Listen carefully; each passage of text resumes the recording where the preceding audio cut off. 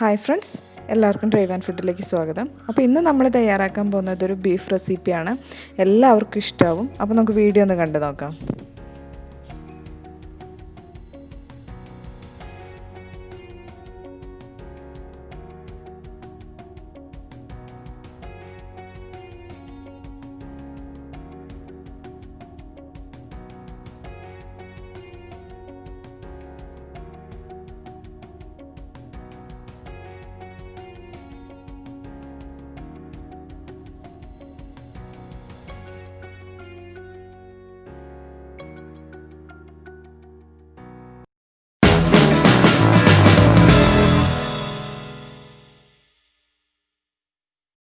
അപ്പോൾ എങ്ങനെയാണ് നമുക്ക് ടേസ്റ്റി ആയിട്ട് ബീഫ് കൊണ്ടാട്ടം തയ്യാറാക്കുന്നതെന്ന് നോക്കാം. ഞാനിപ്പോൾ അതിനായിട്ട് ഒരു 1/2 കിലോ ബീഫ് എടുത്തിട്ടുണ്ട്.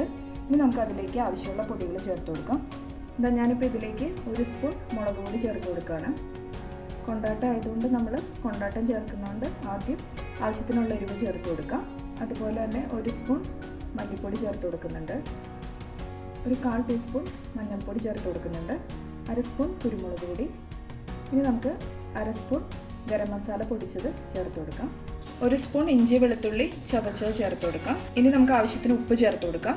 പിന്നെ ഒരു മീഡിയം സവാള ചെറുതായിട്ട് അരിഞ്ഞത് ചേർത്ത് കൊടുക്കാം. 2 തണ്ട് കറിവേപ്പില ചേർത്ത് കൊടുക്കാം. ഇനി ഇതൊന്ന് നമുക്ക് കൈ വെച്ചിട്ട് നല്ലതുപോലെ ഒന്ന് മിക്സ് ചെയ്തെടുക്കാം. അപ്പോൾ മിക്സ് ചെയ്തെടുക്കുമ്പോൾ കൈ വെച്ചിട്ട് തന്നെ നന്നായിട്ട് മിക്സ് ചെയ്യാം. ഇപ്പോൾ നമ്മൾ നല്ലതുപോലെ മിക്സ് ചെയ്ത് വെച്ചിട്ടുണ്ട്. ഇനി ഇതൊരു 20 മിനിറ്റ് റെസ്റ്റ് ചെയ്തതിന് ശേഷം നമുക്ക് കുക്കറിലേക്ക് മാറ്റാം. ഇതപ്പോൾ നമ്മൾ മിക്സ് ചെയ്ത് വെച്ചിട്ട് ഒരു 20 മിനിറ്റ് കഴിഞ്ഞിട്ടുണ്ട്. നമുക്കിതൊരു കുക്കറിലേക്ക് മാറ്റാം. അപ്പോൾ കുക്കറിൽ നമ്മൾ കുക്ക് ചെയ്തെടുക്കുമ്പോൾ ബീഫ് ആയതുകൊണ്ട് കുറച്ചധികം വേവ് ഉണ്ടാവും. അപ്പോൾ നമുക്കൊരു മീഡിയം ഫ്ലെയിമിൽ 4-5 വിസിൽ വരുന്നവരെ ഒന്ന് വേവിച്ചെടുക്കാം.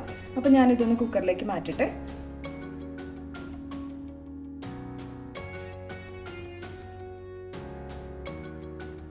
ഇനി നമുക്കിതിലേക്കൊരു 3/4 ഗ്ലാസ് വെള്ളം ചേർത്ത് കൊടുക്കാം.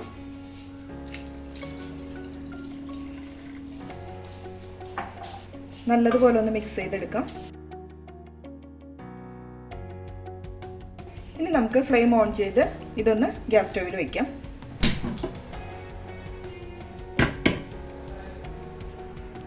ഇപ്പം നമ്മൾ കുക്കർ സ്റ്റൗവിൽ വെച്ചിട്ടുണ്ട്. അപ്പോൾ ഇതൊരു മീഡിയം ഫ്ലെയിമിൽ 4-5 വിസിൽ വരുന്നവരെ ഇരിക്കട്ടെ. അതിനുശേഷം ആവി പോയതിന് ശേഷം നമുക്കിതൊരു തവയിലേക്ക് മാറ്റാം. അപ്പോൾ ഇതിങ്ങനെ ഇരുന്ന് കുക്കാവട്ടെ. ഇതപ്പോൾ നമ്മുടെ ബീഫെല്ലാം നല്ലതുപോലെ വെന്ത് കിട്ടിയിട്ടുണ്ട്. ഇനി നമുക്കിതൊരു തവയിലേക്ക് മാറ്റാം. ഇതപ്പോൾ ഇതിനകത്ത് ബീഫ് വേവിച്ച കുറച്ച് വെള്ളമൊക്കെ ഉണ്ട്. നമുക്ക് സ്റ്റൗവിൽ വെച്ചിട്ട് നല്ലതുപോലെ ഒന്ന് ഫ്രൈ ചെയ്തെടുക്കാം. അപ്പോൾ ഇതിനകത്ത് വെള്ളമെല്ലാം ഒന്ന് വറ്റട്ടെ. ഇനി ഈ വെള്ളമെല്ലാം വറ്റി വരുമ്പോഴത്തേക്കും നമുക്കിതിലേക്ക് കുറച്ച് വെളിച്ചെണ്ണ ചേർത്ത് കൊടുക്കാം. അടിയിലൊന്നും പിടിക്കാതെ നല്ലതുപോലെ ഫ്രൈ ആയി കിട്ടാൻ വേണ്ടി നമുക്ക് കുറച്ച് വെളിച്ചെണ്ണ കൊണ്ട് ചേർത്ത് കൊടുക്കാം. ഇപ്പോൾ ഗ്രേവി എല്ലാം നല്ലതുപോലെ വറ്റി വരുന്നുണ്ട്. ഈ ടൈമിൽ നമുക്ക് ഇതിലേക്ക് കുറച്ച് വെളിച്ചെണ്ണ ചേർത്ത് കൊടുക്കാം, അടിയിലൊന്നും പിടിക്കാതിരിക്കാൻ. ചേർത്ത് കൊടുക്കുമ്പോൾ വെളിച്ചെണ്ണ തന്നെ ചേർത്ത് കൊടുക്കുക. അപ്പോൾ വെളിച്ചെണ്ണയിൽ ഫ്രൈ ആയി വരുമ്പോൾ നല്ലൊരു ടേസ്റ്റ് ആയിരിക്കും. ഞാനിപ്പോൾ 2 സ്പൂണോളം വെളിച്ചെണ്ണ ചേർത്ത് കൊടുത്തിട്ടുണ്ട്. ഇനി ഒന്ന് മിക്സ് ചെയ്ത് കൊടുക്കാം. ഇനി ഇതിനകത്ത് കിടന്ന് നല്ലതുപോലെ ഒന്ന് ഫ്രൈ ആയി വരട്ടെ. ഇതിപ്പോൾ നല്ലതുപോലെ ഫ്രൈ ആയിട്ടുണ്ട്. നമുക്കിത് വേറൊരു പാത്രത്തിലേക്ക് മാറ്റാം. നമുക്കിനി ഈ പാനിൽ തന്നെ കുറച്ച് വെളിച്ചെണ്ണ ഒഴിച്ച് വറ്റൽമുളകും കൊണ്ടാട്ടവും കൂടി ഒന്ന് ഫ്രൈ ചെയ്തെടുക്കാം. ഞാനിപ്പോൾ 4 കൊണ്ടാട്ടം എടുത്തിട്ടുണ്ട്. അത് ഇതിലേക്ക് ഇട്ട് കൊടുക്കുകയാണ്. അതിൻ്റെ കൂടെ തന്നെ ഒരു 3 വറ്റൽമുളകും കൂടി ചേർത്ത് കൊടുക്കുകയാണ്. നല്ലതുപോലെ ഒന്ന് ഫ്രൈ ചെയ്തെടുക്കാം നമുക്ക്.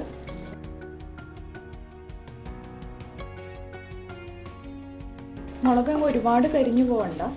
ഒരു ഡാർക്ക് ബ്രൗൺ ആകുമ്പോൾ നമുക്കിതൊന്ന് കോരി മാറ്റാം. ഇതിപ്പോൾ റെഡി ആയിട്ടുണ്ട്. നമുക്കിത് മാറ്റാം. ഇനി നമുക്ക് ഈ പാനിലേക്ക് കുറച്ച് ഇഞ്ചിയും വെളുത്തുള്ളിയും ചതച്ച് ഇട്ട് കൊടുക്കാം. അതിൻ്റെ കൂടെ തന്നെ 2 ചെറിയുള്ളി ചെറുതായിട്ട് അരിഞ്ഞതും ചേർത്ത് കൊടുക്കാം.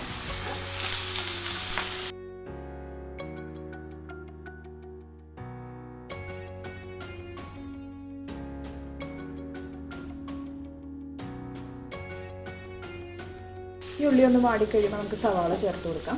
ഇപ്പോൾ ഒരു മീഡിയം സവാള ചെറുതായിട്ട് അരിഞ്ഞത് ഞാൻ ചേർത്ത് കൊടുക്കുകയാണ്. ഇതിൻ്റെ കൂടെ തന്നെ 1 തണ്ട് കറിവേപ്പിലയും ചേർത്ത് കൊടുക്കാം. ഇതൊന്ന് വാടി വരുമ്പോഴത്തേക്കും നമുക്ക് ആ വറ്റൽമുളകും കൊണ്ടാട്ടവും കൂടി ഒന്ന് പൊടിച്ചെടുത്തത് ചേർത്ത് കൊടുക്കാം. ഈ സവാള വഴണ്ട് കിട്ടാനുള്ള കുറച്ച് ഉപ്പൊന്ന് നമുക്ക് ചേർത്ത് കൊടുക്കാം. നമ്മൾ ബീഫിൽ ഉപ്പ് ചേർത്താണ്, അപ്പോൾ അധികം ആവശ്യമില്ല, കുറച്ച് തന്നെ ചേർത്ത് കൊടുക്കാം.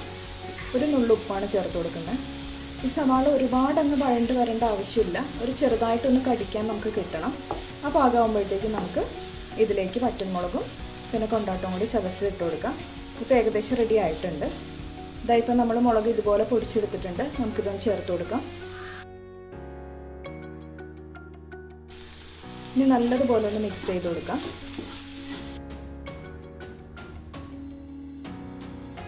ഇനി നമുക്കിതിലേക്ക് കുറച്ച് മസാലപ്പൊടികൾ ചേർത്ത് കൊടുക്കാം. നമ്മൾ ബീഫിൽ മസാല ചേർത്ത് വേവിച്ചെടുത്ത് ഫ്രൈ ചെയ്തതാണ്. എന്നാലും ഈ സവാളയ്ക്കൊക്കെ ഒന്ന് ഒരു മസാലയുടെ രുചിയൊന്ന് കിട്ടാൻ വേണ്ടി നമുക്ക് കുറച്ച് ചേർത്ത് കൊടുക്കാം, ഒരുപാട് വേണ്ട. കുരുമുളക് പൊടി ഒരു 1/4 ടീസ്പൂൺ ചേർത്ത് കൊടുക്കുകയാണ്. അതുപോലെ തന്നെ ഗരം മസാല ഒരു 1/4 ടീസ്പൂൺ ചേർത്ത് കൊടുക്കുകയാണ്. ഒരു 1/4 ടീസ്പൂൺ മല്ലിപ്പൊടിയും ചേർത്ത് കൊടുക്കുകയാണ്. നമുക്ക് നല്ലതുപോലെ ഒന്ന് മിക്സ് ചെയ്തെടുക്കാം.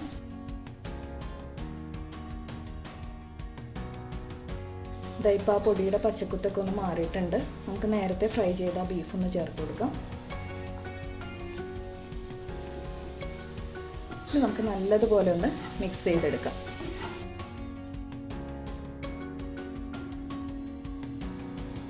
സവാളയെല്ലാം നല്ലതുപോലെ മിക്സായി വരുന്നവരെ ഒന്ന് മിക്സ് ചെയ്ത് കൊടുക്കാം.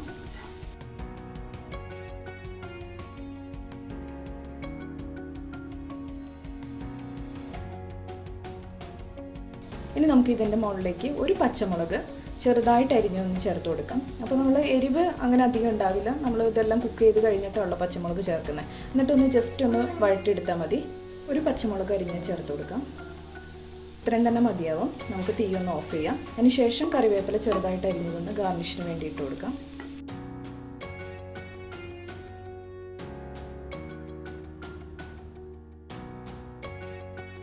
ഇതായിപ്പോൾ നമ്മുടെ ടേസ്റ്റി ആയിട്ടുള്ള ബീഫ് കൊണ്ടാട്ടം റെഡി ആയിട്ടുണ്ട്. സിമ്പിളാണ്, പെട്ടെന്ന് തന്നെ നമുക്ക് തയ്യാറാക്കി എടുക്കാൻ പറ്റും. അതുപോലെ തന്നെ നല്ല ടേസ്റ്റുമാണ്. ഇപ്പോൾ നമ്മൾ പച്ചമുളക് ഇട്ടുന്നൊന്നും കുഴപ്പമൊന്നുമില്ല, അധികം എരിവൊന്നുമില്ല. അപ്പോൾ നമുക്കിതൊരു സെർവിങ് പ്ലേറ്റിലേക്ക് മാറ്റാം.